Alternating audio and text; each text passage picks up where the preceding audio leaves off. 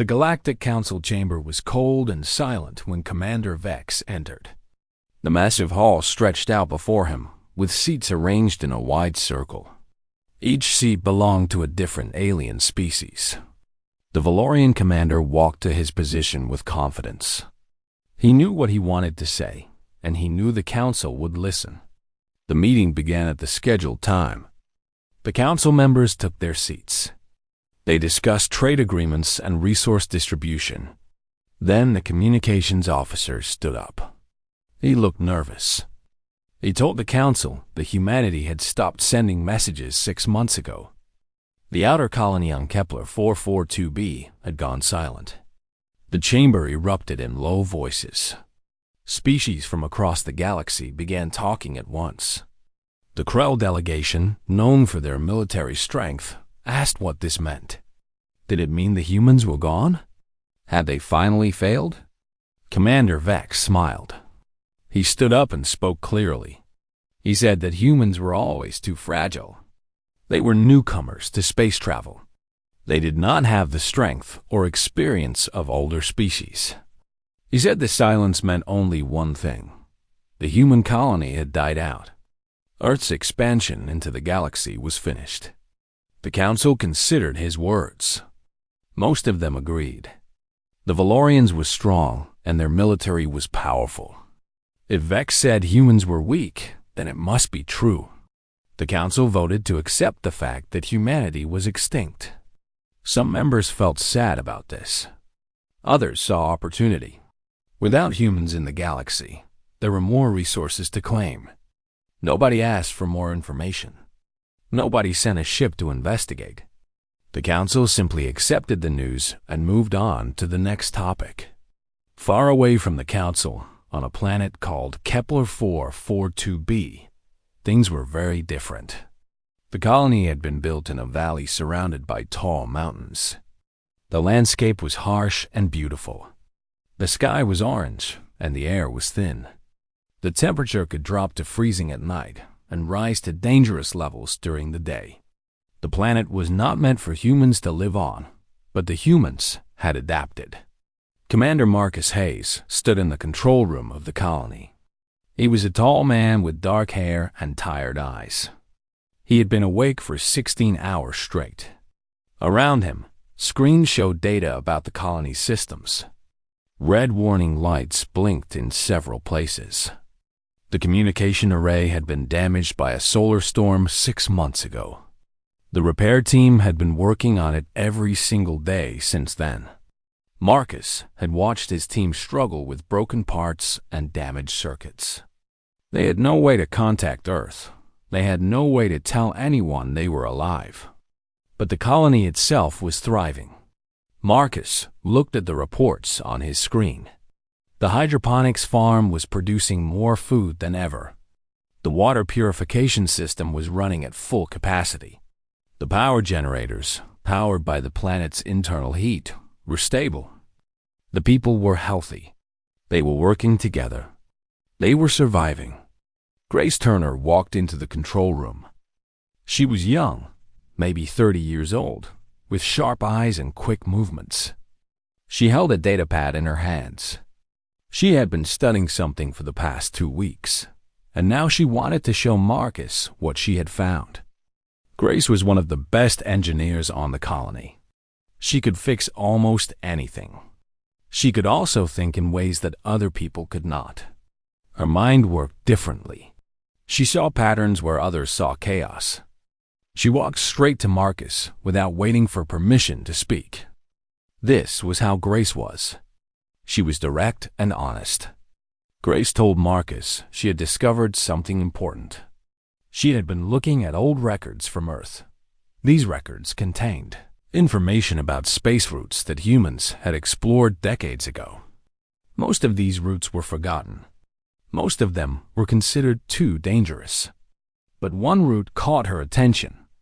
Grace explained that there was a passage through the nebula of Keth. This nebula was a cloud of gas and dust that stretched across hundreds of light years. All alien species avoided it. They said it was impossible to navigate safely. But Grace had studied the patterns of radiation and gravitational fields inside the nebula. She had run the calculations through the computer systems multiple times. She had found a way through. Marcus listened carefully. He understood what Grace was suggesting. If her calculations were correct, the colony could use this route to reach Earth much faster than any normal journey would allow. Instead of taking years to travel home, they could arrive in months. But there was a problem. The route was dangerous. Ships would need to navigate through areas of extreme radiation. Gravitational forces would try to pull the vessels apart. Any mistake would mean the death of an entire ship and its crew. Marcus asked Grace how certain she was about her calculations. Grace did not hesitate. She said she was completely certain. She had checked her work 100 times. The mathematics was sound. The physics was real. This route was possible. Marcus walked to the window and looked out at the orange sky. He thought about his team. He thought about the people living in the colony. He thought about Earth, waiting and not knowing if humanity had survived. He made his decision. Marcus turned back to Grace and told her to prepare the calculations for the engineering team. He said they would begin preparing the emergency defense fleet immediately. The colony had 6 ships that could be made flight-ready. They were small ships, built from mining vessels and supply transports. They were not warships. They were not designed for combat. But they were fast and they were strong. Marcus told Grace that humanity had always survived by taking risks when they needed to. He said that waiting and hoping was not in human nature. Humans acted. Humans fought. Humans refused to accept defeat. Grace smiled.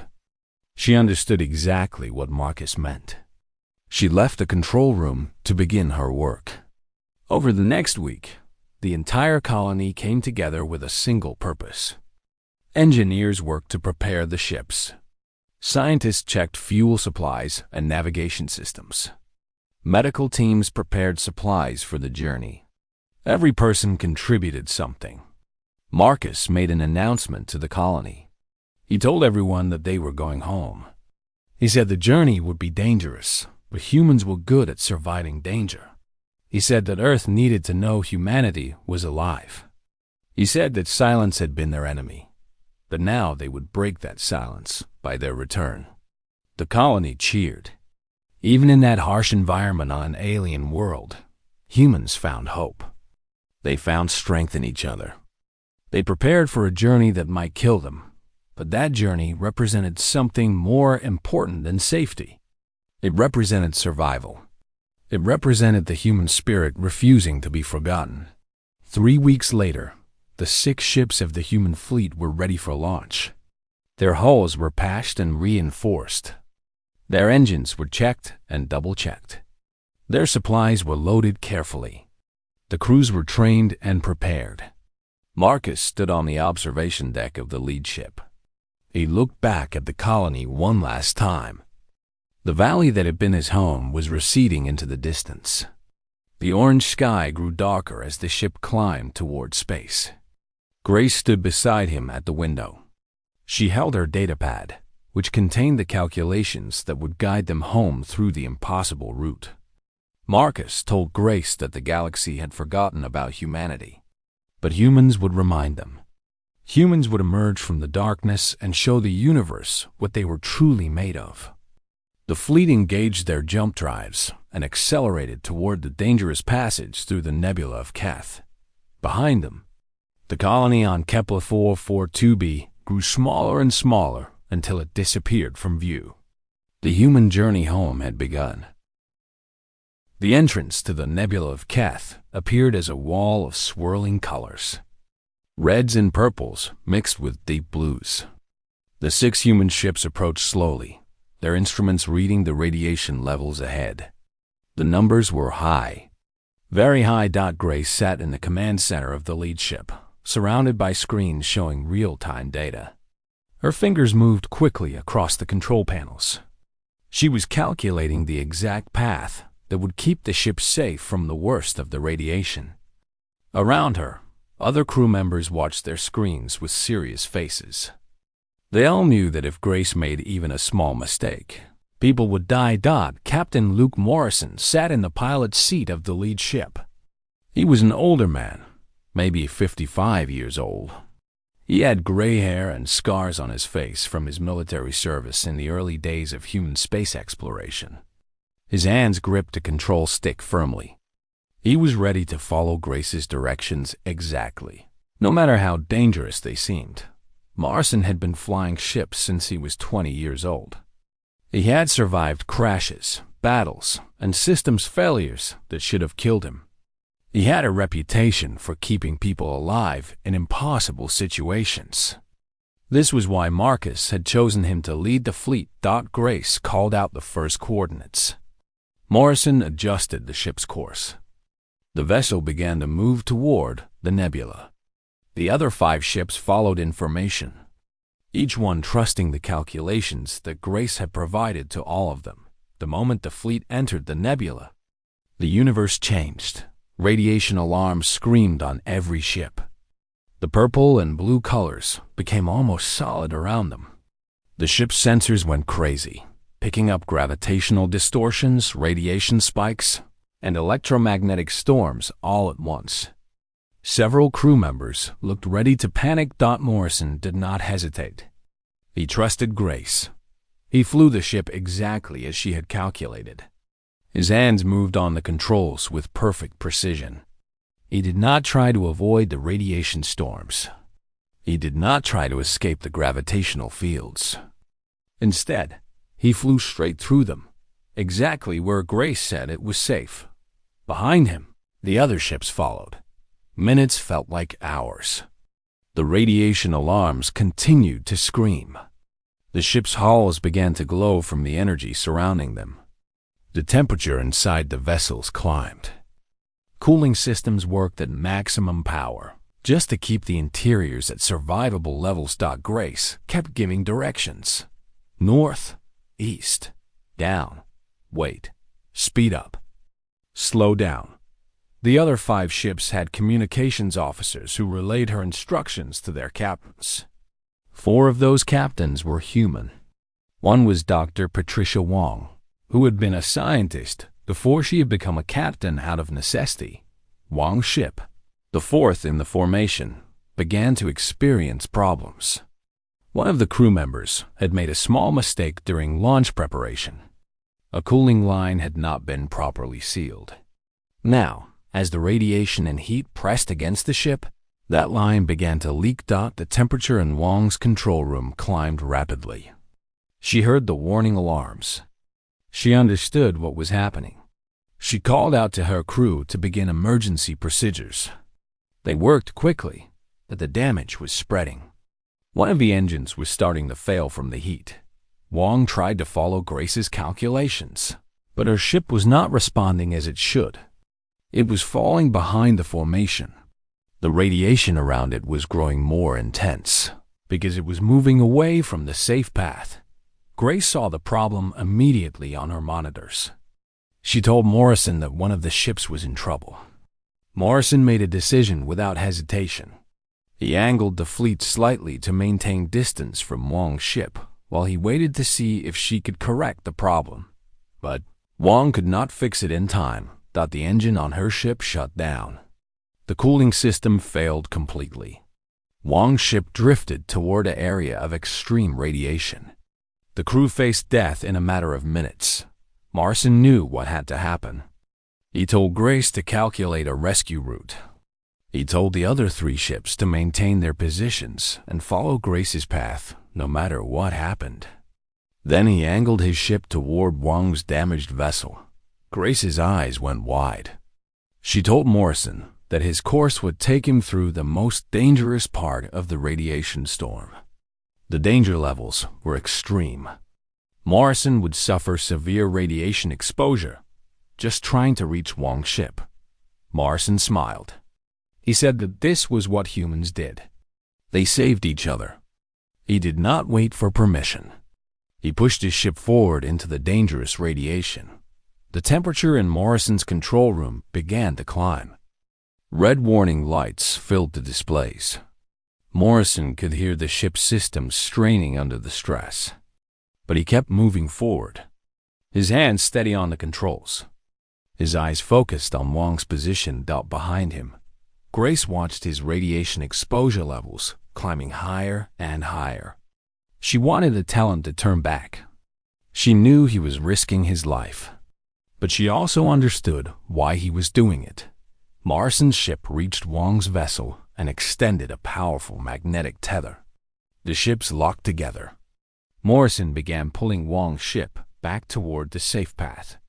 His own ship's systems were failing from the radiation exposure. One engine was already offline. The second was starting to show problems, but Morrison kept pulling. He kept moving. Grace guided him back toward a safe corridor through the nebula. Meter by meter, Morrison dragged Wong's ship away from the extreme radiation. Finally, both ships crossed back into the safer zone. Morrison's vessel was damaged. The captain was burned from radiation exposure. But Wong's crew was alive. The fleet continued forward through the nebula. The journey took 18 hours of constant danger and constant work. Every crew member stayed at their stations. Every person contributed to survival. When the 6 ships finally emerged from the other side of the nebula of Kath, everyone knew they had accomplished something extraordinary. They had traveled through a route that no other species had ever survived. They had done it because one woman had calculated a way, and one captain had trusted her completely. Morrison was rushed to the medical bay. The doctors treated his radiation burns and warned him that he would need extensive recovery time. But Morrison was alive. Wong's crew was alive. The fleet was intact. Grace stood in the control room and looked at the readings from the nebula behind them. The colors were fading into the distance. She felt the weight of what she had done. Her calculations had worked. Her route had brought them through. But she also understood that the hard part was not over. Over the communication system, Marcus's voice came through from his ship. He congratulated the fleet on their success. He told them that they had proven human strength and human courage. He said they had proven that humans did not accept defeat. But then Marcus's tone became more serious. He said that the sensors were picking up something ahead of them. There were military vessels approaching human space. The ships were large and powerful. They were Valorian. Grace felt her stomach tighten. She realized the truth. The journey through the nebula had been dangerous, but it had been a challenge of nature and physics. What lay ahead would be a challenge of a different kind. What lay ahead was the unknown. The human fleet accelerated toward home, knowing that danger waited ahead. But they had survived the impossible nebula. They had proven they could face any challenge together. Whatever came next, they would face it as humans always did. With courage, with hope, and with determination to survive. The Galactic Council chamber was filled with voices. The meeting had begun 2 hours ago, but little had been resolved. The leaders of 10 different species sat in their designated seats. Behind them stood their advisors and military commanders. The tension in the room was thick and heavy. Commander Vex stood before the assembly. His Valorian physiology made him appear larger than most other creatures in the room. His skin had a metallic sheen to it. His eyes were cold and focused. He had called for this emergency meeting, and now he was presenting his plan to the council. Vex told the council that the human extinction was a perfect opportunity. He said that Earth and the other human colonies controlled resources that other species desperately needed. He said that without humans to defend those worlds, they were vulnerable for the taking. The council listened. A few members looked uncomfortable with the idea of invading human territory. But Vex had been correct before about many military matters. The Valorian Empire had the strongest military in the galaxy. Other species depended on Valorian protection for their own safety. Vex continued his argument. He said that if the council did not act quickly, other aggressive species would move into human space and claim the resources for themselves. He said that the Valorian military could occupy the territory peacefully, with minimal loss of life. He said that any surviving humans would be contained or eliminated as necessary. The delegate from the Krell species asked if there was any possibility that humans were still alive somewhere. Vex dismissed the idea immediately. He said that humans had always been dependent on their communication networks.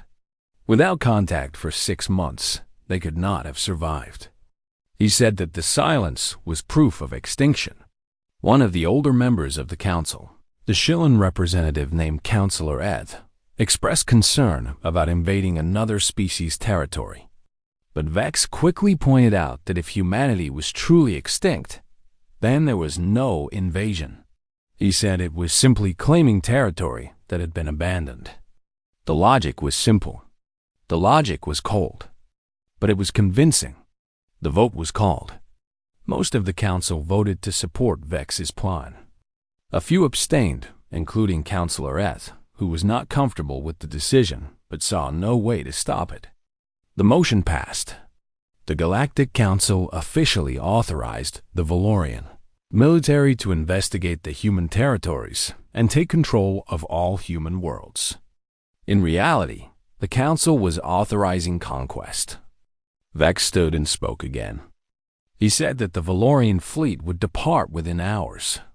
He said that human resistance was unlikely, but would be crushed quickly if it occurred. He said that the Valorian Empire would bring order and structure to those chaotic human worlds. Nobody questioned his use of the word conquest. Nobody spoke up to defend a species that was officially extinct. The meeting ended, and the council members began to leave.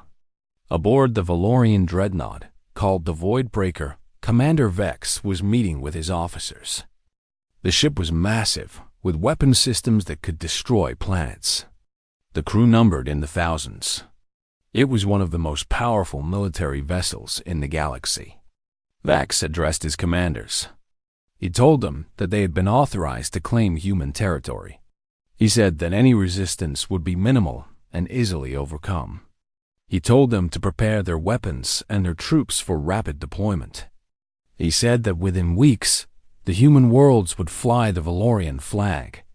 The officers responded with enthusiasm. They had never considered humans to be a real military threat. The humans were young in space travel. They did not have the technology or the experience of the older alien species. To the Valorian commanders, the coming operation would be simple and straightforward. A junior officer named Crow was working in the communications section of the ship. He was young, only about 25 years old by human standards, though Valorians aged differently. He had access to the historical records of all the species in the galaxy. His job was to analyze communications patterns and identify potential threats. But Crow was curious about more than just communications patterns. He was curious about the species themselves. He began reading deeper into the human records. He studied human history. He read about human wars. He read about human survival. What he found troubled him. Humans had faced extinction events before. Every time, they had survived. Humans had built civilizations from ruins. Humans had overcome diseases that should have killed their entire species. Humans had fought wars against each other that were more destructive than anything Valorian military history recorded. And then Krell found something that really caught his attention. He found records of human space exploration. He found accounts of humans surviving in environments that should have been lethal. He found stories of human pilots navigating through dangerous space phenomena that all other species said was impossible. Krell brought his findings to his immediate commander. He explained his concerns about the underestimation of human military capability. He suggested that it might be wise to send more ships. He suggested that perhaps the human extinction was not as certain as the council believed. The commander listened politely and then dismissed Krell's concerns. He said that Krell was young and did not understand the true power of the Valorian Empire. He said that humans were not a threat, no matter what their history said about survival. Krell tried to speak to Commander Vex directly. He requested a personal meeting. It was granted, though Vex seemed annoyed at being bothered with concerns from a junior officer. In the meeting, Krell presented his research. He told Vex that humans had a pattern of survival that was unusual. He said that humans seemed to have an ability to adapt and overcome situations that other species would consider impossible. He said that he believed humans might still exist somewhere, and if they did, they might be more dangerous than the Council believed. Vex listened to Krell's arguments, but he was not persuaded. He told Krell that the Council had already decided. The decision was made. He said that Krell's concerns were based on emotion and imagination, not on military strategy. He told Krell to return to his communications duties and forget about his worries. Krell left the meeting feeling defeated. He could see that Vex had already decided what to believe. No evidence would change the commander's mind. Back on Earth, the government was in chaos. The colonies had been silent for 6 months. Officials had declared humanity's outer expansion to be a failed experiment. Scientists debated whether humanity's future lay in space or whether humans should focus on improving Earth itself. The news broadcasts were full of discussions about human extinction. Some people were sad. Some people were relieved.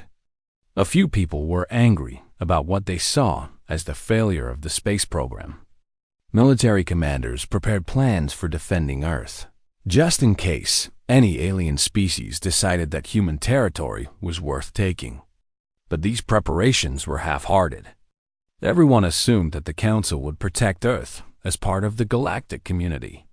Nobody expected that the Council itself was authorizing an invasion. Then everything changed. The colony fleet's communication broke through all the noise. The message was brief but powerful. It said that the colony on Kepler 442b had survived. It said that a fleet of human ships was returning home. It said that they had discovered a warning. Valorian military forces were heading toward human space. The message caused instant panic and then instant action. Military forces mobilized. The government called emergency sessions. Scientists worked to verify the message. And gradually, Earth understood the truth. Humanity had not gone extinct, and humanity was about to face the biggest military challenge in its entire history. The fleet of 6 human ships was coming home, and behind them, the Valorian dreadnought and its military force were moving toward human space with the full authority of the Galactic Council. The human fleet dropped out of faster-than-light travel at the edge of Earth's solar system. Earth hung in space ahead of them, a blue marble surrounded by orbital stations and defense platforms.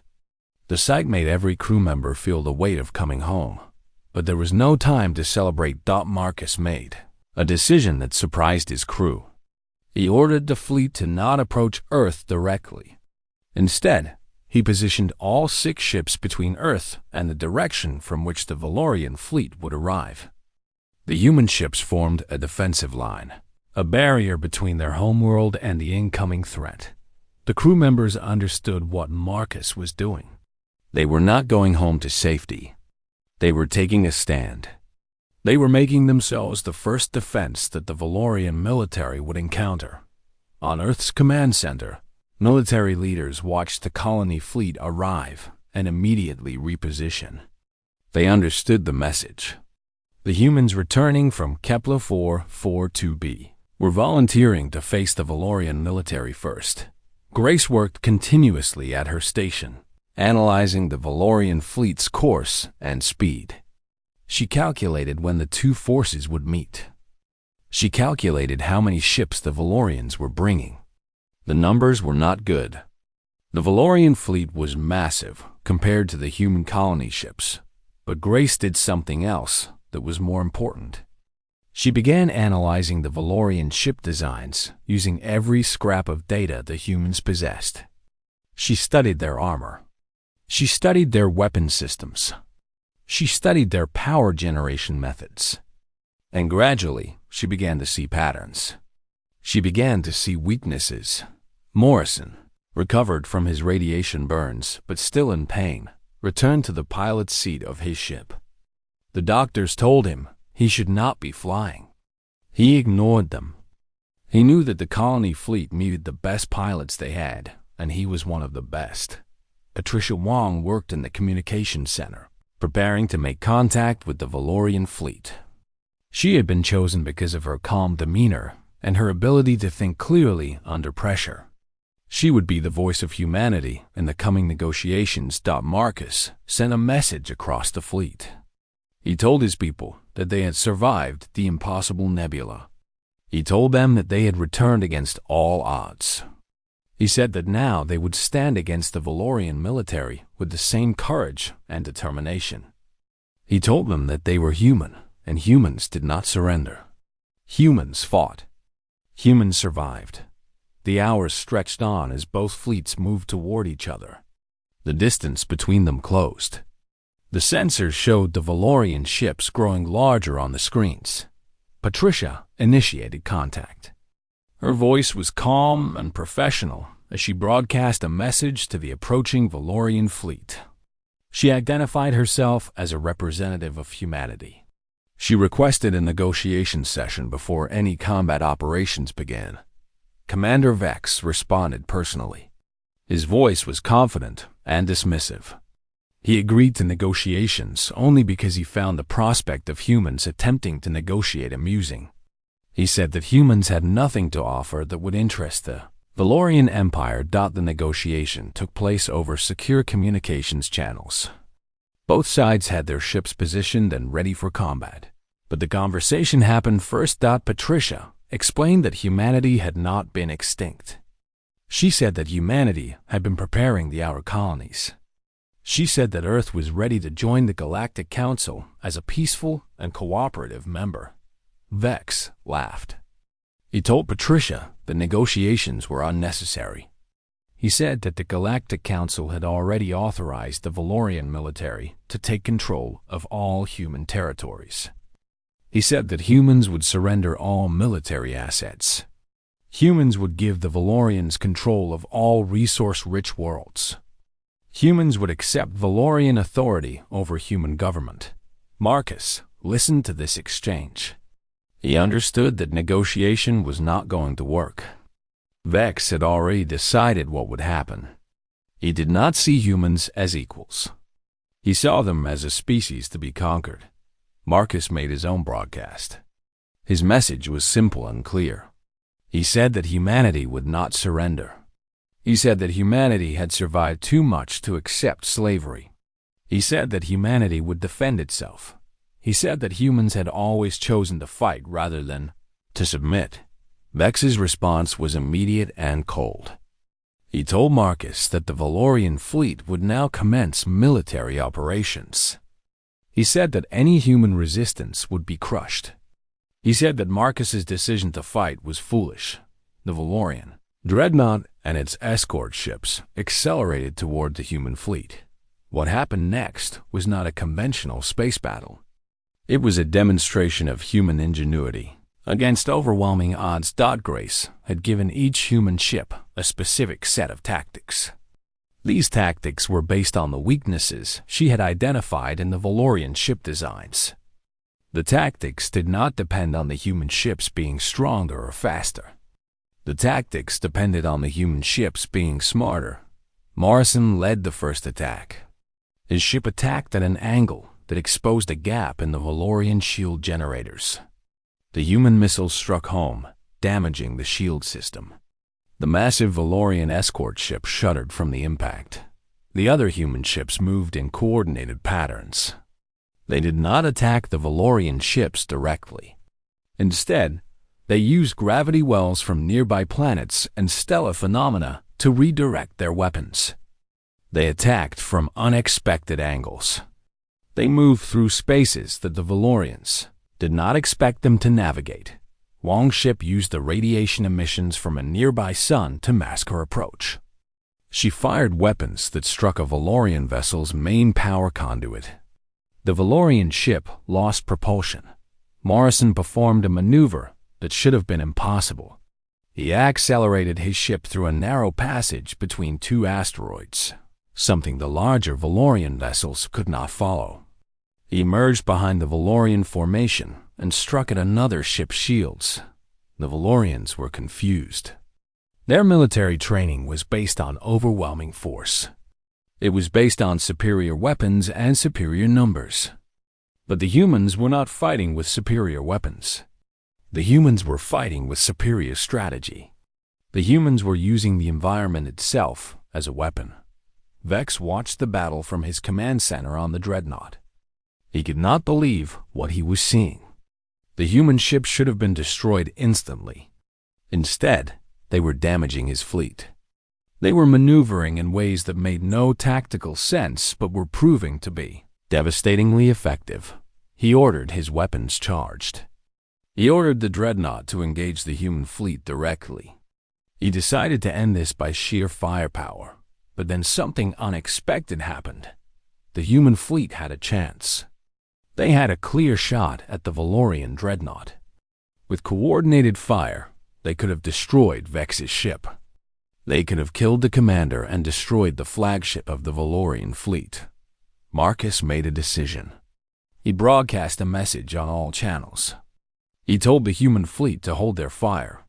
He told them to cease their attacks on the Valorian Dreadnought. He told them to show mercy. Grace was shocked. She asked Marcus if he understood what he was doing. Marcus said that he did. He said that humans were strong enough to win.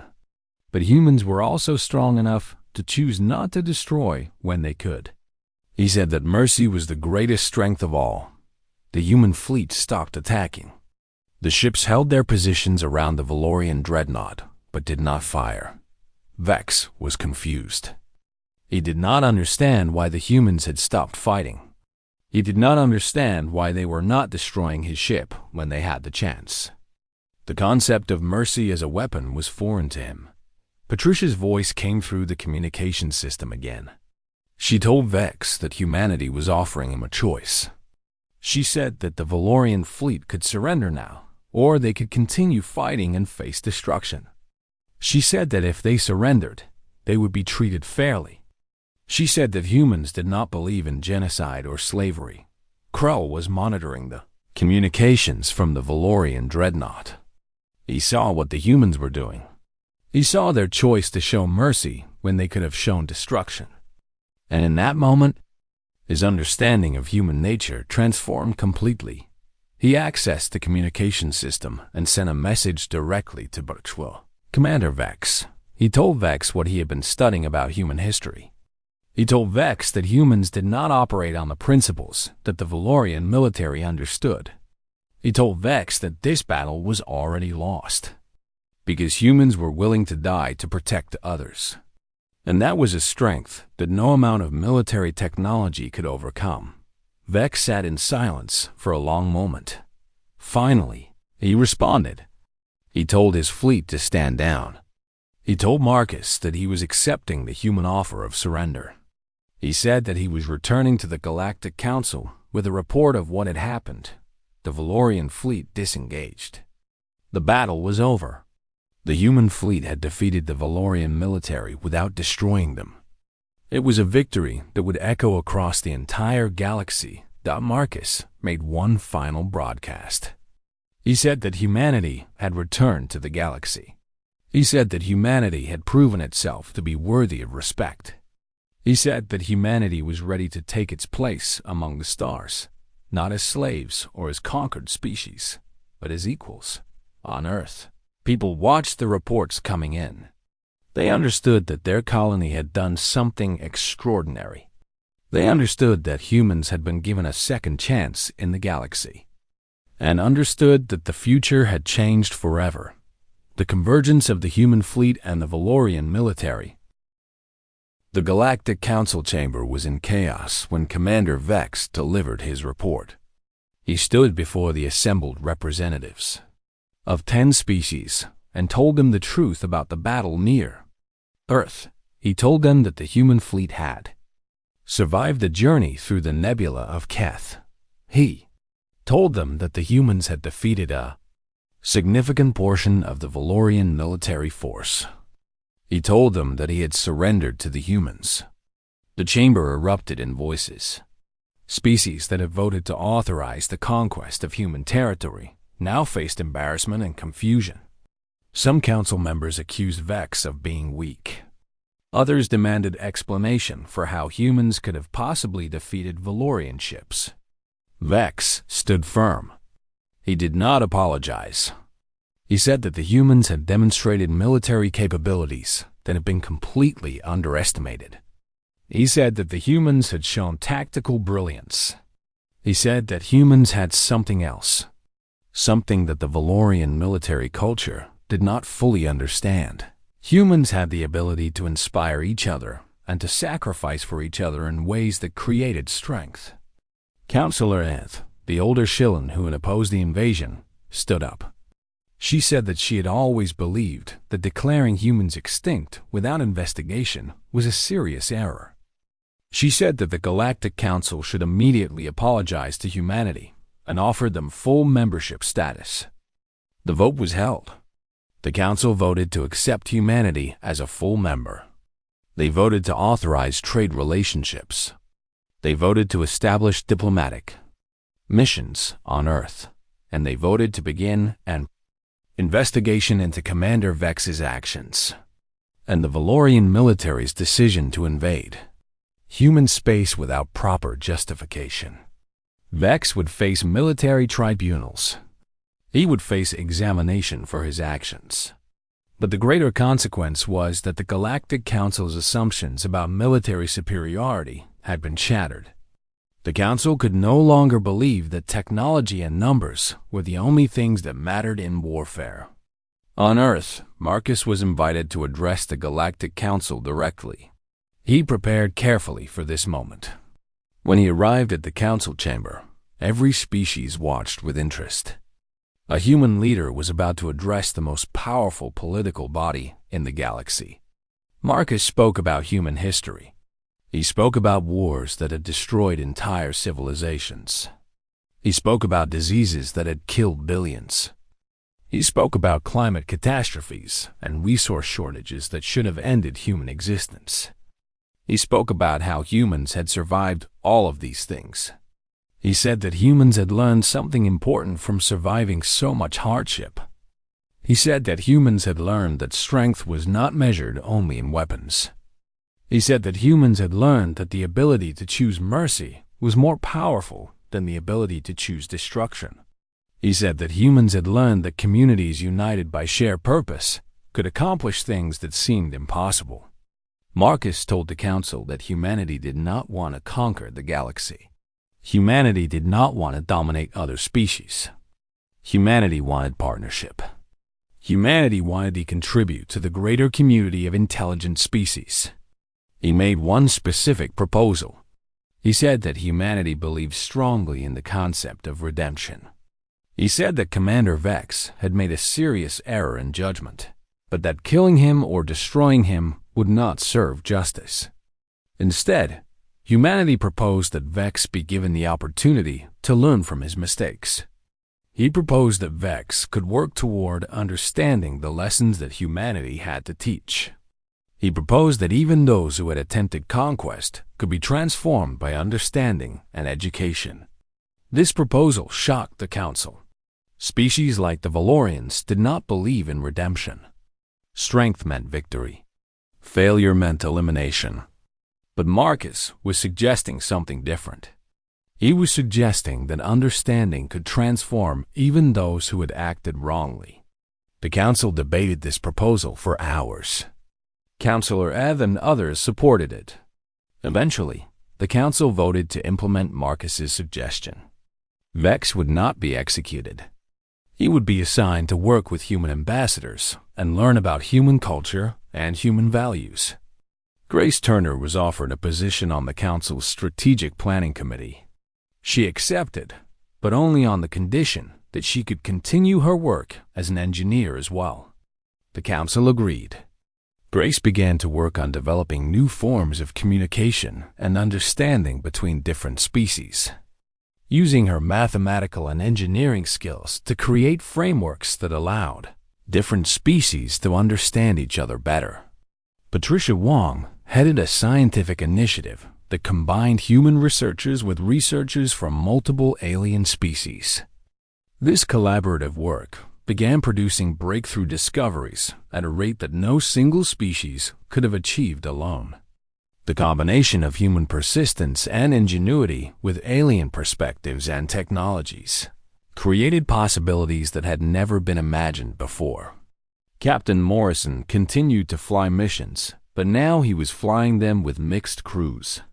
Young humans and young Valorians and young members of other species worked together on exploration missions. Morrison taught them all the principles of human adaptability and human courage. He taught them that survival sometimes meant doing impossible things, and that humans had been doing impossible things since the beginning of their history. The colony on Kepler-4 42b became a symbol of human resilience. Young people from across the galaxy came to study on that harsh orange world. They came to understand how humans had adapted to such extreme conditions. They came to learn from human engineers and human scientists. The colony that had been cut off from the rest of the galaxy became a center of knowledge and discovery. Years passed. The relationship between humanity and the Galactic Council deepened. Trade routes opened. Cultural exchanges began. Human art and music became celebrated across the galaxy. Humans learned alien languages and alien technologies. Aliens learned human history and human philosophy. But the most important change was less visible. The change was in how other species understood themselves. The change was in how other species saw the connection between power and morality. Humans had demonstrated that a young species, recently arrived in space, could defeat a more powerful military force through ingenuity and sacrifice. More importantly, humans had demonstrated that the true measure of strength was not the ability to destroy, but the ability to choose mercy. On Earth, cities began to change. Architecture that combined human design with alien aesthetics started appearing in major cities. Universities began teaching classes about alien species, right alongside classes about human history.